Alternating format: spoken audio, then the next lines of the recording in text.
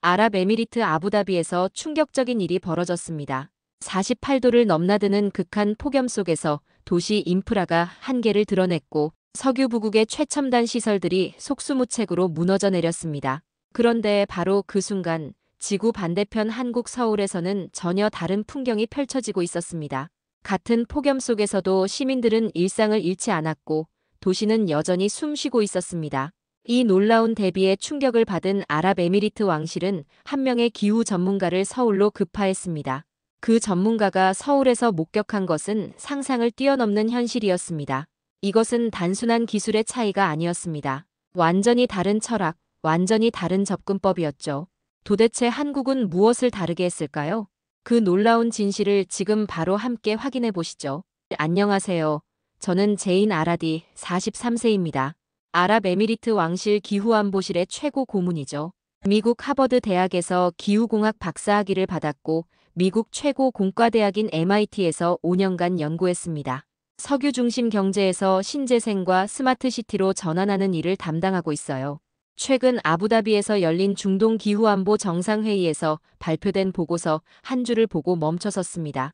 서울은 폭염 속에서 에너지 소비를 줄이며 시민 생존율 99%를 유지했다. 저는 즉시 발끈했어요. 말도 안 돼. 한국이라고. 냉방 기술은 일본 아니면 미국이지. 이런 허위 데이터로 우리를 속이려고. 회의실이 조용해졌습니다. 동료들이 저를 바라봤어요. 제인, 이 데이터는 세계보건기구와 유엔이 함께 검증한 자료야. 사우디 대표가 말했습니다. 한국이 정말 우리보다 앞서 있을 수도 있어. 절대 불가능해요. 저는 목소리를 높였습니다. 우리는 무제한 예산으로 세계 최고 기술을 사들였어요. 자원도 없는 작은 나라가 우리를 앞설 리 없습니다. 제가 아시아에 대해 불신을 갖게 된 건 오래된 상처 때문입니다. 20대 시절 일본 유학 당시 폭염에 쓰러진 룸메이트가 구조되기는커녕 외국인 문제로 신고조차 지연된 사건이 있었거든요. 제 친구는 결국 열사병으로 3일간 혼수 상태에 빠졌어요. 겉은 선진국 같지만 시스템은 차별적인 아시아라는 이미지가 각인됐죠. 왕실 수석 고문이 차갑게 말했습니다. 제인, 감정적으로 판단하지 마십시오. 서울로 가서 직접 확인해 보세요. 우리가 놓친 게 정말 없는지 말입니다. 저는 15년간 이 분야 전문가였어요. 한국 따위가. 제 말이 끝나기도 전에 왕실 고문이 손을 들어 제지했습니다. 48시간 안에 출발하십시오. 이것은 명령입니다. 그날 밤 저는 분노와 굴욕감으로 잠들지 못했어요. 제 15년 경력이 의심받고 있다는 생각이 들었습니다. 한국 따위에게 배우러 간다는 게 자존심이 상했어요. 반드시 그들의 허점을 찾아서 이 모든 걸 반박해주겠다고 다짐했습니다. 우리는 자본과 기술력으로 모든 걸 해결한다고 믿었습니다. 그러나 도시가 무너지는 데는 단 하루면 충분했어요. 신뢰는 과거의 기억에 갇혀 있었죠. 저는 한국을 믿지 않았습니다. 출발 바로 전날 아부다비에 재앙이 닥쳤습니다. 기온이 48도를 넘어서면서 우리가 자랑하던 시스템들이 연쇄 붕괴하기 시작했어요. 오전 10시 제 휴대폰이 울렸습니다. 제인, 큰일 났어요. 동료의 다급한 목소리였어요. 시내 주요 쇼핑몰 3곳이 냉방 시스템 과부하로 문을 닫았어요. 저는 차를 몰고 현장으로 달려갔어요. 에미리츠 궁전 호텔 근처 대형 쇼핑몰 앞에는 수천 명의 사람들이 몰려 있었습니다. 에어컨이 멈춘 건물 밖으로 쏟아져 나온 시민들이었죠. 아이들이 울고 있었고 어르신들은 그늘을 찾아 헤매고 있었어요. 이게 무슨 일이야?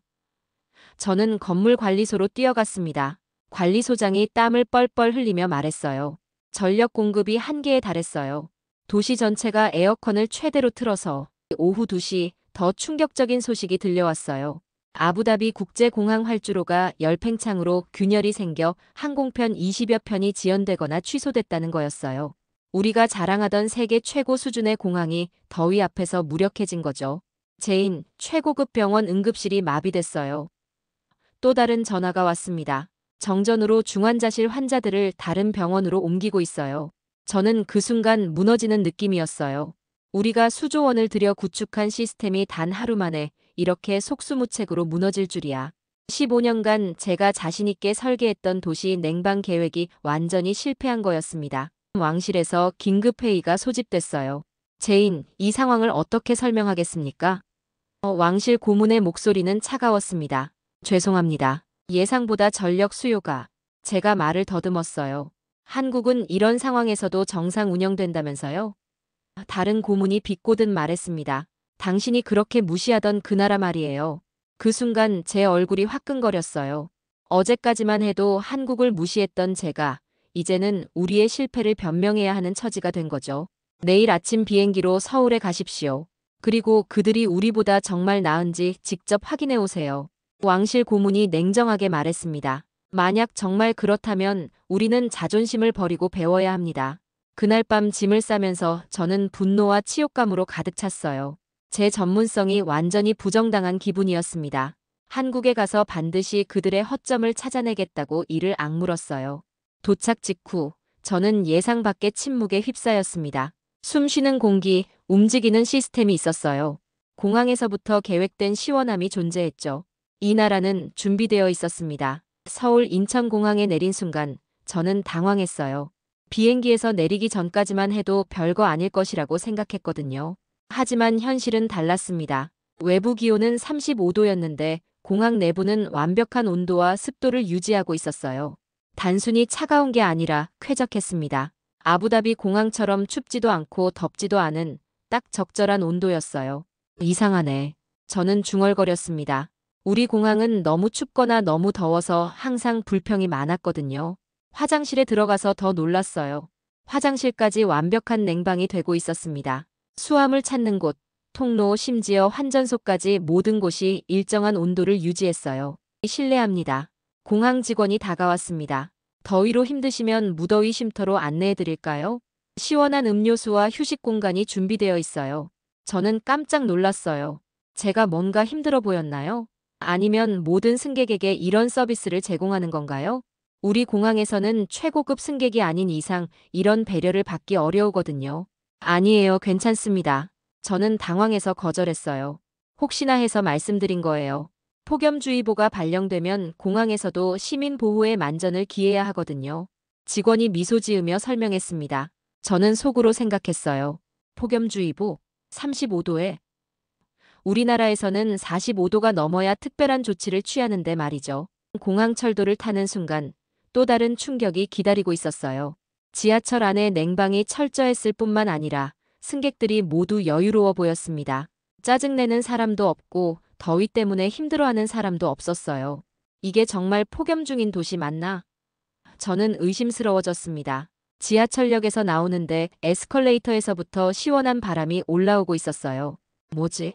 지하철 역사에서 냉기가 새어나오고 있잖아. 지상으로 나오자 더욱 놀라운 광경이 펼쳐졌어요. 버스 정류장마다 넓은 차양이 설치되어 있었고 그 안에서 시민들이 편안하게 버스를 기다리고 있었습니다. 심지어 물 한 개가 자동으로 뿜어져 나오고 있었어요. 이건 우리가 시범적으로 설치하려던 물 한 개 분사 시스템이잖아. 저는 깜짝 놀랐습니다. 우리는 아직 계획 단계인 기술이 여기서는 이미 일상이 되어 있었던 거예요. 택시를 탔는데 기사님이 말했어요. 더우시죠? 걱정 마세요. 서울에는 무더위 쉼터가 4,000개나 있어요. 어디서든 시원하게 쉴 수 있답니다. 4,000개요? 저는 놀라서 되물었어요. 우리 아부다비 전체에는 고작 50개 정도밖에 없는데. 네, 올해 더 늘렸어요. 시민 안전이 최우선이니까요. 기사님이 자랑스럽게 말했습니다. 그 순간 저는 알았어요. 이건 단순한 시설이 아니라 완전히 다른 시스템이라는 걸. 제가 무시했던 이 작은 나라가 정말로 뭔가 다른 걸 해내고 있다는 걸 말이죠. 에어컨이 아니라 도시가 사람을 감쌌습니다. 스마트 차양, 자동 냉각 분사, 이동식 쉼터까지 있었어요. 이건 기술이 아니라 사명감이었습니다. 제가 알던 아시아가 아니었어요. 다음 날 서울시청에서 만난 기후정책국. 장윤희 과장님과의 만남은 제 자존심을 완전히 박살냈습니다. 제임 박사님, 안녕하세요. 장 과장님이 미소 지으며 맞아주었어요. 아랍에미리트의 냉방 시스템도 훌륭하다고 들었어요. 감사합니다. 하지만 저는 서울의 시스템이 정말 우리보다 나은지 의구심을 갖고 왔습니다. 저는 직설적으로 말했어요. 장 과장님이 씩 웃더니 말했습니다. 좋습니다. 그럼 직접 보여드릴게요. 우리가 어떻게 폭염을 다루는지 말이죠. 첫 번째 충격은 통제실에서 받았어요. 거대한 모니터에 서울 전체의 온도 분포가 실시간으로 표시되고 있었습니다. 이 빨간 점들이 뭐죠? 제가 물었어요. 온도 센서예요. 도시 전체에 3,000개가 설치되어 있어서 실시간으로 온도를 모니터링해요. 장 과장님이 설명했습니다. 특정 지역이 위험 온도에 도달하면 자동으로 대응 시스템이 작동돼요. 제가 깜짝 놀랐어요. 자동으로요? 사람이 조작하지 않고? 네, 인공지능이 판단해서 물안개 분사 장치를 가동하고 주변 무더위 쉼터에 알림을 보내죠. 동시에 119 구조대에도 해당 지역 순찰 강화 지시가 내려가고요. 이건 우리가 꿈꿔왔던 시스템이었어요. 우리는 아직 계획서에만 있는 걸 이들은 이미 실현하고 있었던 거죠. 이 시스템 구축에 얼마나 들었나요? 제가 조심스럽게 물었어요. 전체 비용요? 우리 연간 예산의 3% 정도? 저는 입이 떡 벌어졌어요. 우리는 비슷한 시스템을 위해 연간 예산의 30%를 책정했었거든요. 밖으로 나가서 더 큰 충격을 받았어요. 버스 정류장에서 자동으로 뿜어져 나오는 물안개를 보고 있는데 갑자기 비가 내리기 시작했어요. 아, 소나기네요. 장 과장님이 말했습니다. 하지만 걱정 마세요. 순간 버스 정류장 위로 자동 차양이 펼쳐지더니 옆면에서 투명한 가림막이 내려왔어요. 비를 피할 수 있는 완전한 공간이 만들어진 거죠. 이것도 자동인가요? 제가 놀라서 물었어요. 네, 비감지 센서가 있어서 자동으로 작동해요. 시민들이 비를 맞지 않도록 말이죠. 저는 그 순간 무너지는 느낌이었어요. 우리는 단순히 에어컨만 생각했는데 이들은 시민의 모든 편의를 고려한 통합 시스템을 만들어 놓은 거였어요. 실례지만 이런 시스템을 언제부터 구축하기 시작했나요? 제가 물었어요. 본격적으로는 10년 전부터요. 폭염으로 사망자가 나오기 시작하면서 이건 개인 문제가 아니라 사회 문제다라고 인식이 바뀌었거든요. 그 말을 듣는 순간 저는 깨달았어요. 우리와 이들의 근본적인 차이점을 말이죠. 우리는 개인이 알아서 해결할 문제라고 생각했는데 이들은 사회가 책임져야 할 문제라고 본 거였어요. 기술은 결국 사람을 위해 존재한다는 걸 깨달았어요. 누구도 뒤처지지 않는다는 확신이 있었습니다. 에어컨은 사치가 아니라 기본권이었어요. 한국은 그것을 증명하고 있었습니다. 서울에너지정책센터에서 박윤철 박사님을 만났을 때 저는 제 15년 경력이 한순간에 무너지는 걸 느꼈어요. 제임 박사님, 아랍에미리트의 냉방 기술 논문 잘 읽었습니다. 박 박사님이 말했어요. 정말 훌륭한 연구였어요. 저는 당황했어요. 이분이 제 논문을 읽었다고요? 감사합니다. 하지만 여기 와서 보니 제가 놓친 게 너무 많은 것 같아요. 저희는 기술보다 사람을 먼저 생각했거든요. 그때 박 박사님이 충격적인 데이터를 보여주었어요. 97% 가정이 에어컨을 갖췄고 전기요금은 정부가 여름철 누진세를 완화해서 조정합니다. 97%요? 저는 깜짝 놀랐어요. 그럼 나머지 3%는 정부에서 무료로 에어컨을 지원해드려요. 생존의 문제니까요. 저는 충격을 받았어요. 우리나라에서는 에어컨이 사치품으로 여겨지는데 여기서는 기본권으로 보고 있었던 거예요. 더 놀라운 게 있어요. 박 박사님이 모니터를 가리켰습니다. 도심 곳곳에 설치된 3,000개의 온도 센서가 실시간으로 데이터를 전송해요. 일정 기온 이상일 때 자동으로 구조 요청 및 쉼터 안내가 작동됩니다. 모니터에서 보여준 시스템은 정말 놀라웠어요. 특정 지역의 온도가 위험 수준에 도달하면 즉시 알람이 울리고 해당 지역 119 구조대에 자동으로 출동 지시가 내려갔어요. 이 시스템으로 작년에 몇 명이나 구조됐나요? 제가 물었어요. 정확한 숫자는 847명이에요. 대부분 독거노인분들이었죠. 저는 할 말을 잃었어요. 847명의 생명을 구한 시스템이라니. 우리는 지금까지 사후 대응만 생각했는데 이들은 사전 예방 시스템을 완벽하게 갖춘 거였어요. 그때 갑자기 알람이 울렸어요. 아, 종로구 어느 지역 온도가 38도를 넘었네요. 자동으로 물안개 분사 장치가 가동되고 주변 쉼터에 안내 메시지가 발송됐어요. 모니터에서 실시간으로 대응 과정을 볼 수 있었어요. 해당 지역 감시 카메라를 통해 물안개 분사 장치가 작동하는 모습이 보였고 동시에 주변 무더위 쉼터로 시민들이 이동하는 것도 확인됐어요. 이 모든 게 자동으로 이루어지는 거예요? 제가 믿기지 않아서 물었어요. 네, 사람이 개입할 필요가 없어요. 인공지능이 모든 걸 판단하고 대응하죠. 그 순간 저는 깨달았어요. 박사님, 솔직히 말씀드리면 제가 너무 오만했던 것 같아요. 한국을 무시했는데 여러분이 저희보다 훨씬 앞서 있었네요. 박 박사님이 고개를 저었어요. 앞서고 뒤서고의 문제가 아니에요. 다만 우리는 사람을 중심에 두고 시스템을 만들었을 뿐이죠. 저는 아시아를 오해했습니다. 여기엔 차별도 외면도 없었어요. 이들은 함께 숨 쉬는 법을 배운 사회였습니다. 그리고 저는 그 일부가 되고 싶었어요. 셋째 날, 제가 직접 무더위 쉼터를 체험해보기로 했어요. 진짜 효과가 있는지 확인하고 싶었거든요. 강남역 근처 지하 상가에 있는 무더위 쉼터를 찾았는데 입구부터 충격이었어요. 누구나 이용 가능이라는 안내판이 한국어, 영어, 중국어, 아랍어로 적혀 있었던 거예요. 안으로 들어가니 더욱 놀라운 광경이 펼쳐졌습니다. 한국인, 외국인 할 것 없이 모든 사람이 편안하게 쉬고 있었어요. 의자도 충분했고 무료 정수기도 있었고 심지어 간단한 응급처치 용품까지 비치되어 있었어요. 그때 한 할머니께서 중동 전통 복장을 한 여성분께 부채를 건네주는 모습을 봤어요. 언어가 통하지 않는데도 손짓으로 서로를 배려하고 있었습니다. 일본에서 제 친구가 외국인이라는 이유로 차별받았던 기억과는 완전히 달랐어요. 자원봉사자분이 다가와서 물어봤어요. 혹시 도움이 필요하세요? 아랍어 통역 서비스도 있어요. 아랍어 통역까지 있다고요? 저는 깜짝 놀랐어요. 네, 외국인 관광객들도 안전해야 하니까요. 15개 언어 통역 서비스가 있어요. 그 순간 제 편견이 완전히 깨졌어요. 이들은 자국민만이 아니라 모든 사람의 안전을 생각하고 있었던 거예요. 오후에는 서울역 근처 쪽방촌을 방문했어요. 여기서 본 광경은 제 인생관을 바꿔놓았습니다. 밤더위 대피소가 여기 있어요. 사회복지사분이 안내해 주었어요. 밤 9시부터 다음 날 아침 6시까지 운영해요. 들어가 보니 깨끗한 침대와 에어컨, 그리고 목욕시설까지 완비되어 있었어요. 에어컨이 없는 쪽방에 사는 분들이 이곳에서 시원하게 잠들 수 있도록 한 거죠. 이용료는 얼마나 되나요? 제가 물었어요. 무료예요. 생존권 문제니까요.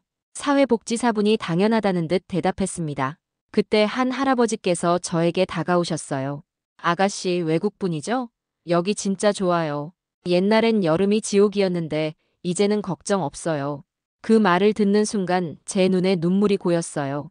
여기서는 가장 어려운 상황에 있는 분들까지도 보호받고 있었던 거예요. 저녁에 주민센터에서 재난도우미 활동을 참관할 기회가 있었어요. 폭염특보가 발령되자 자원봉사자들이 혼자 사시는 어르신 댁에 안부 전화를 드리고 직접 방문하는 거였어요. 할머니, 안녕하세요. 주민센터에서 나왔어요. 더위는 괜찮으세요? 재난도우미 분이 문을 두드렸어요. 에어컨 잘 돌아가고 있어. 할머니가 문을 열며 대답하셨어요.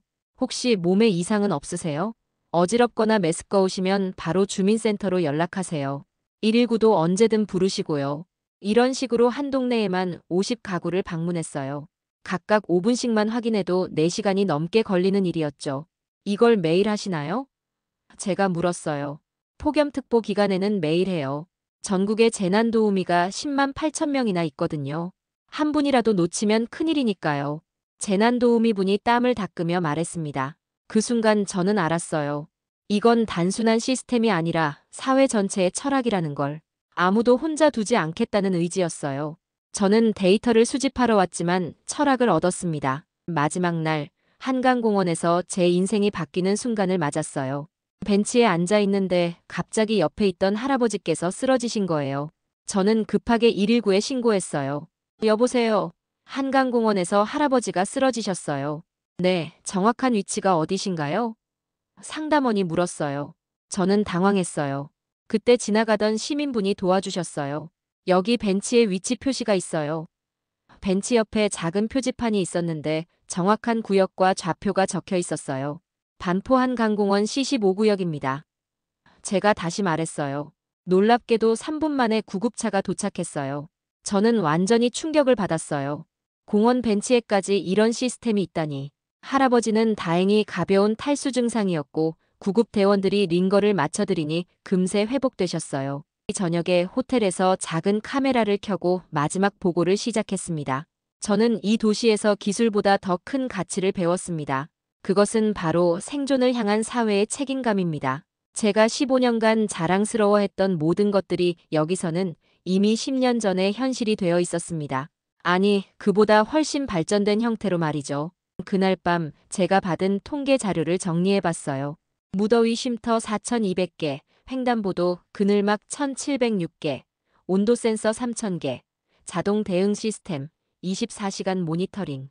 숫자만 봐도 압도적이었어요. 하지만 더 중요한 건 이 모든 시스템 뒤에 숨어있는 철학이었어요.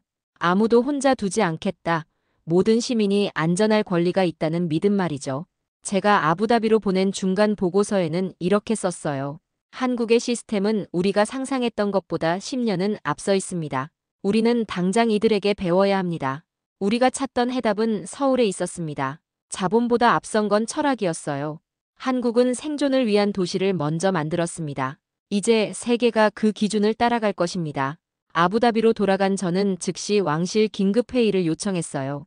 15년 경력의 자존심을 완전히 버리고 진실을 말할 때가 온 거죠. 제인, 한국은 어땠습니까? 왕실 고문이 물었어요. 제가 완전히 틀렸습니다.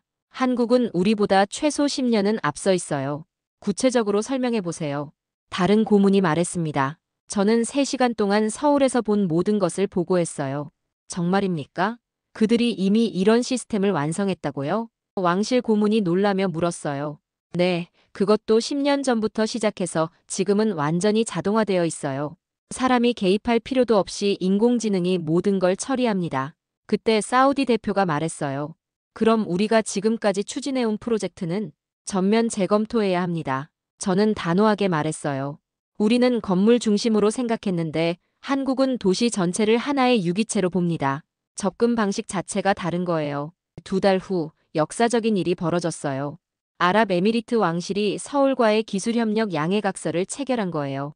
석유 부국이 자원도 없는 작은 나라에게 배움을 청한 거죠. 조인식에서 왕실 대표가 말했어요. 우리는 그동안 오만했습니다. 진정한 기술은 사람을 중심에 두는 것이라는 걸 한국에서 배웠습니다. 제가 직접 협상을 담당했어요. 한국 측에서는 기술 이전뿐만 아니라 철학과 시스템 전체를 공유하겠다고 했습니다.